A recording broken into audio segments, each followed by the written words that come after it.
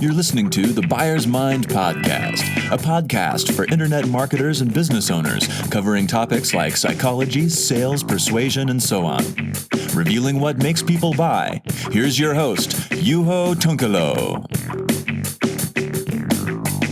Okay, welcome to the Buyer's Mind Podcast. I'm your host, Juho Tunkelo, and today I have a very welcome guest. She's a very successful affiliate marketer, very prolific author. I want to talk to her about that, among other things. She's been in online business for many, many years from Santa Barbara, USA. Connie, Ragen Green, welcome. Thank you, Juho. How are you? I am just fantastic. I've had a busy schedule the last couple of weeks with my own event and speaking at another event, so with lots of travel, but it's always good to get back to the beach in Santa Barbara. Yeah. And you just, I think you just finished off an event of your own. Was that about writing books, or what was that about? It's called Write, Publish, Prosper, so it was about writing books, writing sales copy, everything that we write, everything written on the internet, and then publishing that writing. And for the first time, I taught about selling physical products on Amazon. Uh-huh. So it was a very successful event. Sounds great. Yeah, and I very much agree that the writing part is everywhere in the business that we're in. I mean, we've met a few times, and the impression I have of you is that you seem to be a natural at selling. Would you say that you actually love selling, which is not something everybody can say? Well, yes, and it's interesting, Juho, how I came to that, because I think when we think of starting an online marketing business, we don't really think of selling at all. Yeah. But the truth is, if you're not selling, then you're not earning any money. And now that's the question I lead off with when I work with my clients. What's for sale? Yeah. And it was really Marlon Sanders that, said to me that I appeared to be kind of a natural saleswoman, like what you're saying. And I said, I never really thought of it in that way, but I was aware that selling is important. And I think selling is also persuading, encouraging, enrolling. There are a lot of things wrapped up into that. And as long as you are trying to get someone to purchase something that you strongly believe in, then it goes past selling to the point where you're encouraging them to get involved because you know it will be beneficial to them. That's right. Also, from the outside, what people see is that you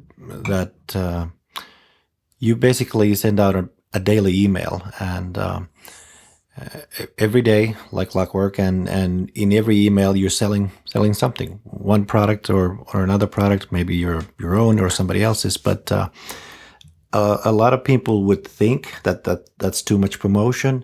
What would you say to them? How do you approach affiliate marketing? Well, we're all kind of inundated with so many emails, and if you're on social media, there's so much conversation. And I think, my emails have definitely increased. I send twice as many now as I did 3, 4, 5 years ago. Mm-hmm. And it's because there's too much vying for people's attention. And I want to hit them at various times of the day. So first thing in the morning, kind of mid-afternoon, a little later in the evening, because a lot of times when you go through the email, if you watch your own behavior, and I love to observe my own behavior, a lot of times I just pass up something because I assume it's something that it may not be, or it's from someone that I feel like I can read it later. So the idea is to really get people to pay attention and to at least take a glance at your email every time it comes through to see if there's something in there that affects them. Yeah, that's a very good point. Just today I was holding a copywriting workshop, and we talked a lot about email subject lines and how you really need to stand out in somebody's inbox, and you can't do what everybody else is doing. So what we're seeing is a lot of, especially in the internet marketing space, we're seeing a lot of these kind of a little bit gimmicky subject lines, and 1 word, 2 word subject lines. Sometimes they're justified, but what's your take on getting people to open their emails? What works for you, and how do you Well, approach I know you that? are. Yeah, I know you're an expert in this, Yuho, and getting people to open them, that is always the difficult challenge. And I don't want to trick anybody ever. I don't want them to think there's going to Yeah. be something that isn't, because that's too disappointing, and then we lose trust in the person immediately. Not after the second or third time, after the first time. So I want to leave it a little bit vague, but a lot of times I'm putting something that they know I'm going to share a story. I use a lot of storytelling.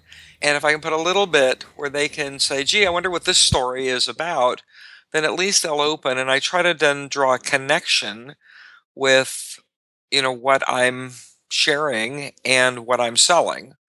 And so I'm making it interesting, I'm making it playful. And the only time I've had real blowback was when I said something about the Super Bowl several years ago about, Oh.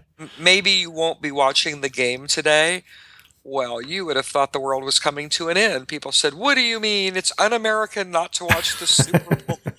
I Okay. was so surprised, and I thought it's amazing that something like that would be more touchy with people than a variety of other things. But really, I'm trying to make it of interest. I'm trying to get their curiosity up, so they'll say, "Gee, there's probably a story attached to this. Let's hear the story." Because my story is usually just 2 paragraphs. It's not more than that.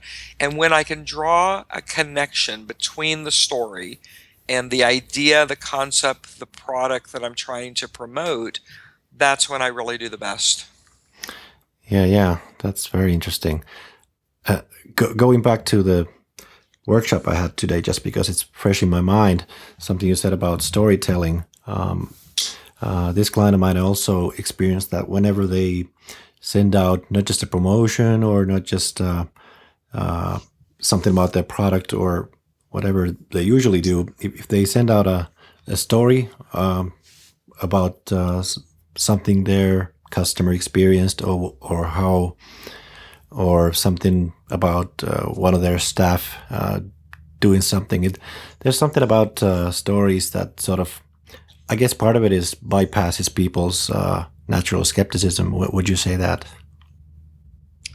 Yes, I would definitely agree with you there, Yuho, because we need to share a little piece of ourselves with people, because online we don't have the opportunity to meet people in person very often at all. I mean, probably 90% of the people in my community I will never meet in person, Yeah, just because either maybe they live close but they don't attend live events, or they live far away and they don't. So you have to make that connection. And if you have a storyline that you can continue, like I go to Finland every summer, and that's, one way you and I have been able to connect. yeah. And they love hearing the stories about that leading up to the trip, while I'm there, afterwards. This year I went in December, that I usually don't do. Hmm. And if you can tie that together, then they feel like they do get to know you. And if you can just open yourself up and be a little vulnerable and share something that didn't work out in your life that's related to the business, or just an observation that you're making that isn't a great one. Like when I was there in December, I had been there in February Hmm. about 6, 7 years ago, but when I was there in December, I was really aware of how the weather affects people in Yeah. Finland, where it is a little bit gloomy, there isn't that much daylight. And I shared that and said, I've really taken it for granted that I have X numbers of daylight hours and usually some sunshine year round, and that's not the case. And that really affects people with their work and with their personal lives and everything. And when you share that insight and let people know what's going on in a real way, Yeah. then next thing you know, they'll hit reply, they'll feel connected with you. And having them hit reply is big these days, because it means that for sure your emails will be deliverable to that email address, True. and Yeah. which is not always the case. So yes, we have to share those stories to let people know who we are. Yeah. That's a very good point. Let me ask you this: why is affiliate marketing your choice? Or I mean, at least it seems to be your what you focus on, and why do you do that above everything else? Well, I do have my own products and courses. I have about Hmm. 35 of them. And the truth is, I really don't want to be promoting my things all the time because there's so much great stuff out there from other people, Okay. people that I know and like and trust. And I want my people to feel like they have access to these other people and that I'm not saying you must only buy Connie Reagan Green's books and products and courses and events because this is the best stuff, the other stuff isn't. Instead, I want to say, yes, I have some things of my own, and I'll present those with some regularity, but I want to introduce you to people that really have something that will make a difference as you build your business. And it's always something that I have purchased and gone through and Hmm. benefited from. So I become a trusted advisor, and that works extremely well.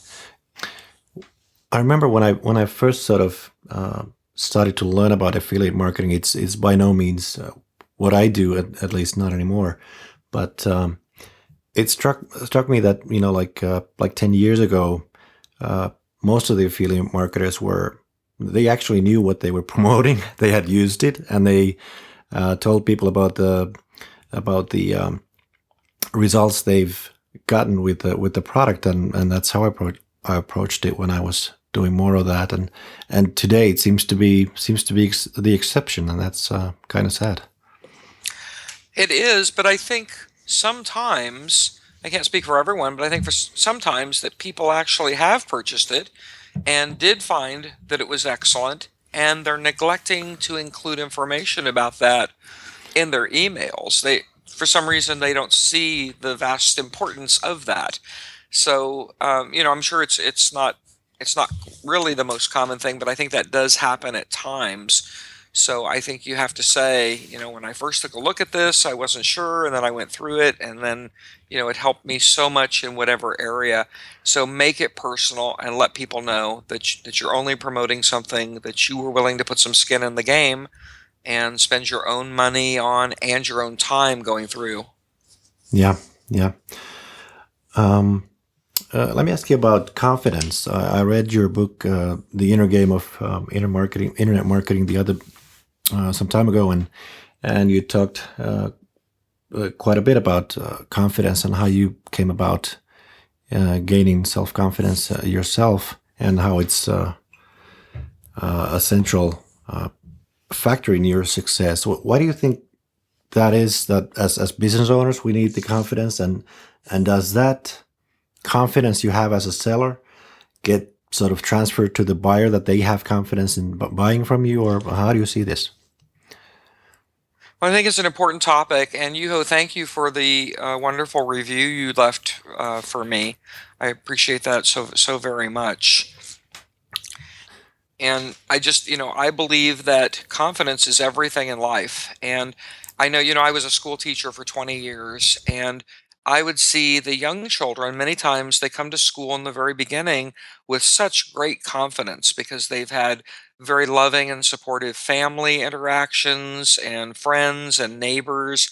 And they come to school, and sometimes very quickly that is squashed by the system. I won't say necessarily only by the teacher, but just by the system. And Yeah, once the child loses their confidence, they're going to be in for ongoing struggles of a variety of kinds throughout their school years and throughout their life. So I know when I was teaching, that was always my goal, to boost up somebody's confidence a little bit at a time. So you don't tell them that everything they're doing is wonderful and perfect and they can do no wrong, but as they have those little milestones where they achieve success, whether it's inside the classroom or out, you make a big deal of it, and that boosts the confidence. Because I know when I came online, so it was 2006, and I had left a 20-year career in teaching, I'd also been doing real estate. My confidence and my self esteem was at an all time low. I hmm, really didn't believe that I could do things. And I know in the teaching community, they always say, once you're a teacher, that there's nothing else out there for you. You have to stay teaching. hmm. And that couldn't be further from the truth. But it took me a year or two to discover that. So I think just in our day to day life, the greatest gift we can give another human being that passes through our way is to say something to them that gives them that little bit of confidence, because the truth is it doesn't take a whole lot of that to really make the person a different person, where they know they can conquer things. Because at this point, my confidence is so high, there's very, very little I don't honestly believe I can achieve. So Yeah. hopefully that's a good thing. It didn't give me a big ego or anything, but we go after something, we can do it. We can make it happen. So it's just crucial to our life experience. Yeah, very true. Not just a shortcut, but really you can't can't really do without it. And what I find with working with my clients is that when they get something right, and when they get a promotion right, and they really get some results, and they have people, I can tell that somebody on their team is has really learned something, and they got results out of it. Then I sort of see it as my responsibility to sort of give them enough praise that they'll believe that it's because of them. And so yeah, I do agree with that. Yeah, I mean, it just feels better to be more confident. It's a great feeling. Yeah, I want to talk to you a little bit about writing, because I'm a writer myself, and you're a very prolific author yourself. And I take it wasn't always like that for you. So what did it take for you to become a writer and an author who publishes regularly and actually teaches other people to do that? Well, yes, I mean, it's really a far cry from my previous life. I was someone who always wanted to write, and I can remember, I used to write little poems and little stories when I was in elementary school, so 9, 10, 11 years old. And I got a little older and wrote less, but still wanted to write. And while I was in college at UCLA, I decided that I wanted to write for television and film because I was around that community, being at UCLA right in that neighborhood. And I talked and talked and talked about writing, and the more I talked about it, the less I did it. And then fast forward to my careers in real estate and in teaching, and I was helping other people with their writing. So in real estate, I would be helping people write their narrative appraisals and all types of sales forms, things like that, when English wasn't their first language and they were really struggling with it. And so I would go through it and help them fix it and show them the changes I was making. And then all the years in the classroom, my students primarily spoke Spanish as a first language, sometimes Tagalog, sometimes Russian, something else, but primarily Spanish. And writing was always the toughest thing for them. And I used to tell my students that the only way the writing would improve is if they wrote every single day, even if it was just one paragraph. And they would say, even on the weekends, even when we're on vacation from school. And I would say, yes, every Hmm. day, write a little something. Well, here I am pontificating, giving this great advice, and I wasn't taking it myself because I had given up on the idea of ever actually becoming a writer. So I come online, and within about a month, I thought, boy, I'm going to have to start writing, or I'm not going to be successful in the business. It was just, really like somebody dumping cold water all over me, this realization. Mm. So I challenged myself, and I started blogging, and my blog posts were short and sad, but I did it anyway. But I challenged myself to write 100 articles for the article directories in 100 days. That was the challenge that I made. And I didn't do that. I Don't. wrote 100 articles in 78 days. Okay. And by that point, and these were 250-word articles, so they were Wow. short. Okay. But by the time that I had, done that, I had not only turned myself into a writer because I got into the habit of writing, but the writing was starting to improve and I could see it. And one day I thought, gee, what I told those kids for 20 years is so, so very true. So Hmm. now, if I don't write something one day, it feels like something's missing, like I left my keys somewhere or I missed an appointment or something. That's the power that the writing has. And I've been able to communicate in a way that many people can't because they're not taking that time to get into the habit of writing. Yeah, that's very true. And for myself, I can say that early on when I started copywriting specifically, I found out quickly that I sort of had a knack for it, and it was easy in the beginning, but after a while, I realized, oh, actually, I need to know this consciously as well, and not just go instinctually. So when I guess talent and doing the work meets, then you actually get the success. Yes, definitely. And another part of the process that I have been lax in, that I am going to be lax no more, is the editorial process. And I actually, and I've had a couple of editors, but they really weren't very good. They weren't very thorough. And so I had spoken at an event in Austin, Texas, a little over a year ago. And there was a woman that I met at that event, and I didn't even realize she was an editor, but she contacted me about a month ago and said, I see the event that you're putting on in Los Angeles. I would love to come and be a part of it. This is what I do. And when I saw her credentials and her editing experience and everything she did, I knew it was a good fit. So I invited her. And now my books will be professionally edited. And I'm going all the way back to my first book from 2010, Huge Profits with a Tiny List. And I'll be looking it over and then turning it over to her to edit.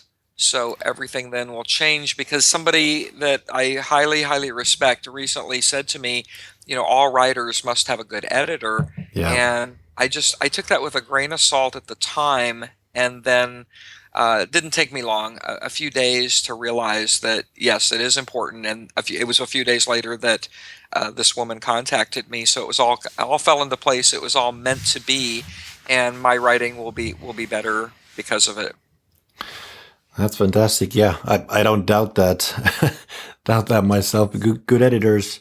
Well, maybe they're not hard to find. I guess it's just a resistance in in getting one. And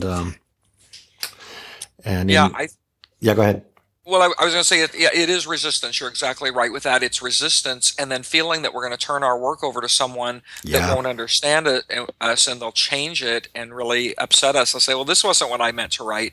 And I think, spending, it was 4 days that she spent in Los Angeles with our group, and during that time, we all came to really love her and trust her and see what she was capable of, and how she would connect with us, and not ever do anything that would hurt the writing, and it would all be beneficial. So that really is important, to get over the resistance and then to find somebody that you trust. yeah, yeah. Um, Circling back to selling, a lot of people try so hard to sell, whether it's in writing or in person or on video, perhaps. And you seem to make it look easy. Whether what would you say to people who feel like they have to kind of force it and try to copy paste different techniques, and it becomes kind of unnaturalistic very easily. So where does the naturalism in your way of selling come from? Well, I think it has to be both conscious and unconscious on your part, that Hmm. you're going to be doing some selling, but it also has to be natural in how you deliver that message.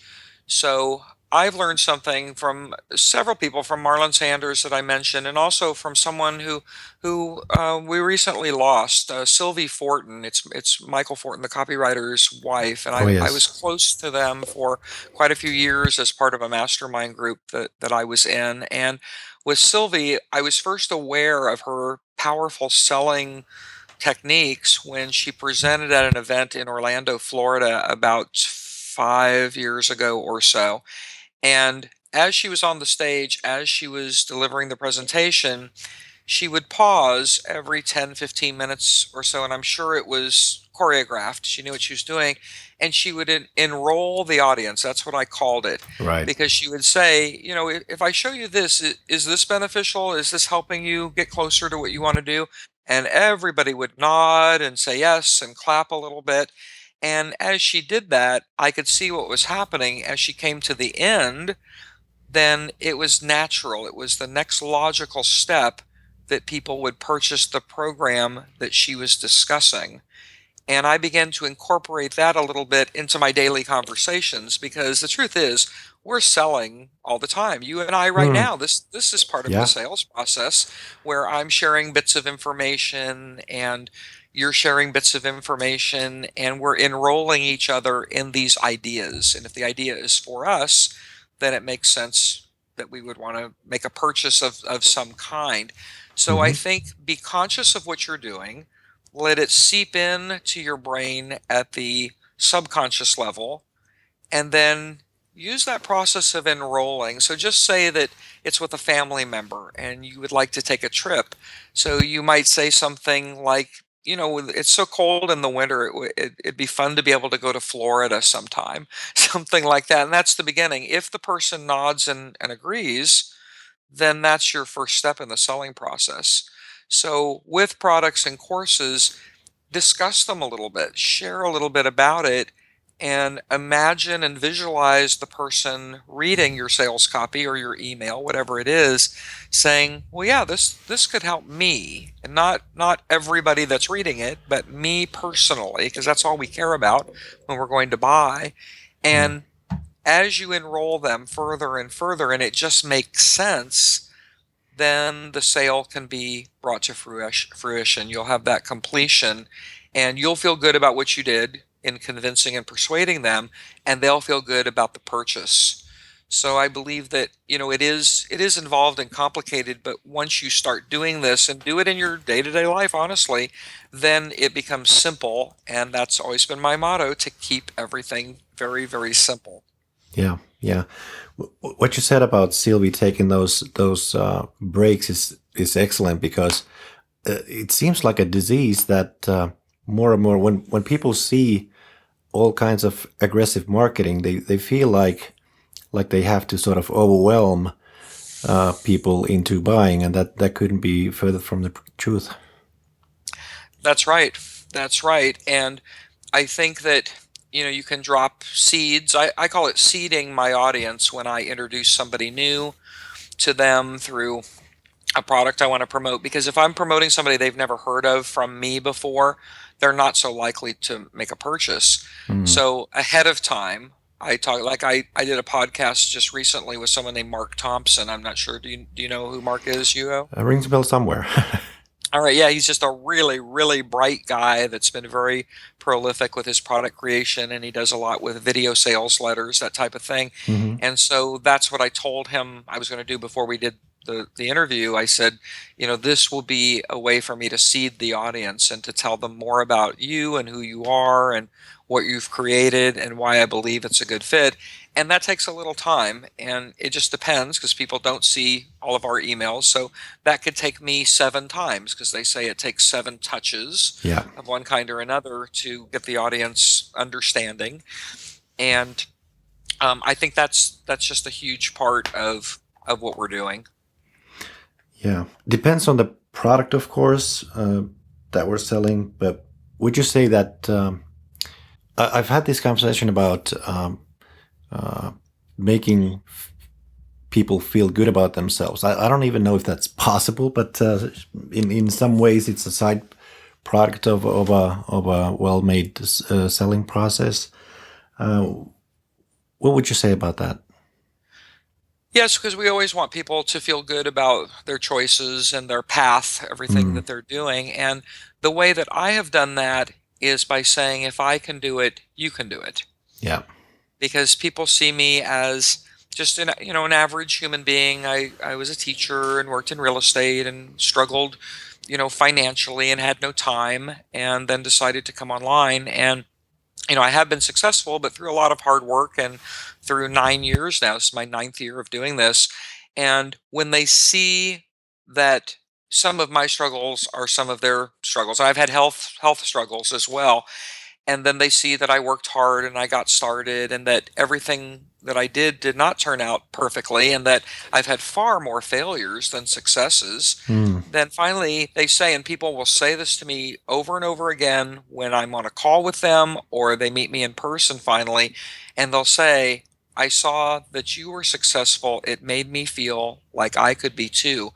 And that really is a good feeling, to Yeah. know that we could emulate some of the success of someone else, because many times the person is extremely intelligent. They've had a background that lends itself to a transition into the online marketing world, and we don't relate to that person. We feel like, well, yeah, they could do it, but I can't. Yeah. And it really doesn't make us feel good about. ourselves. So by finding that commonality, by really connecting on that deep level, people do feel good about themselves, and then they feel good about purchasing your products and courses or affiliate products and courses that you're recommending. Yeah, definitely.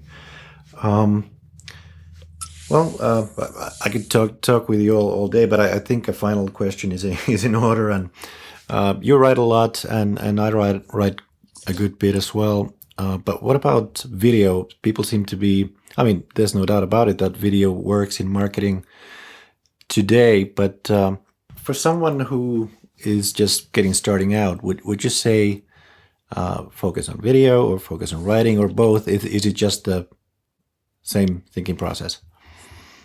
Well, and Yuho, I don't believe I tell you this very often at all. I love your writing. Your writing is it flows. It has a great message. So I just wanted to get Thank that you. out there before I don't have time. You're most welcome. I have not embraced video in terms of video sales letters very much at all. I have found that for my target audience, they're really preferring to read the sales copy. Right. I think the ideal, and I first saw this from someone named Lee McIntyre that you don't hear much from anymore. He's over in the UK. He would do videos that were verbatim what he was writing on the sales page. So you could watch, Yeah. and as you scrolled, you were listening, and then you were reading what he was saying written into sales letter form. And I think that format is just the best. It's where everything converges and you get that message out in a great way. It is very time consuming to create sales copy like that, Mm, but I think that it's an excellent way to do it where you take that time, you write out your sales copy, you turn it into a slide presentation, you then take away most of the slides and add pictures because a lot of it he was talking over pictures that really, of course, a picture can say 1,000 words or more, and he was sharing all of that information about where he was. I like to think of it as before, after, after. So he would share his before story, and he was actually a school teacher hmm. in the UK and really struggled and struggles with the family. And then the after was he decided to start doing a business, become an entrepreneur, and then fast forward a little further out, and then his next after is great success. He's able to do so many things. So I think video used in that way is the most powerful, but I think you have to be very, very careful because we all have a very short attention span. And I've been accused of having the attention span of a 14-year-old boy. So, Okay. which is a funny thought, very funny thought. But the truth is, if you can do a video that's very powerful, very hard hitting, and you can get people to watch it, then you can get the message out in a big way. And I'll tell you where I really study video the most. I'm Hmm. on YouTube quite a bit because I love music and I'm always searching for music that sends a certain message. And when somebody has an advertisement at the beginning of a video, because that's part of our business, Yeah. if I continue to watch it and don't click when it says I can now skip the ad, then I will try to go back and recreate that if possible on that same computer that day. Hmm. Hmm. I can see that again and again because that means they've piqued my curiosity. I'm intrigued by it and I want to know what's for sale. So that's my process of studying. So I know it was a long answer to your question, Yeah. Yuho. But My apologies, but yes, I think video used in the right way is so, so important and meaningful to the sales process. yeah, and the thing about YouTube that's really interesting. Like my kids are watching way more of YouTube than television, and there are days when nobody turns on the TV, and it Yes. yeah. Yeah, and in Santa Barbara, I don't even own a television set. Uh-huh. It's not something I've brought into my reality in Santa Barbara. Interesting. Yeah. Well, Connie, thank you for taking the time talking with me. And where can people go to find more about you and what you do? Well, it's been my pleasure to be here with you, Yuho. You know that I adore you. The best place to go is hugeprofitstinylist.com. You'll see everything about me, or connect with me on Facebook or Twitter. On Twitter, I'm just Connie Green, and I would love to connect further. All right, fantastic. I'll put those in the show notes, and thank you. And hopefully we'll have a chat sometime again. Yes, in person this summer. I'll be back Yes, to Finland. Yes. fantastic. Looking forward to it. Thank you so much. You're welcome. Thank you.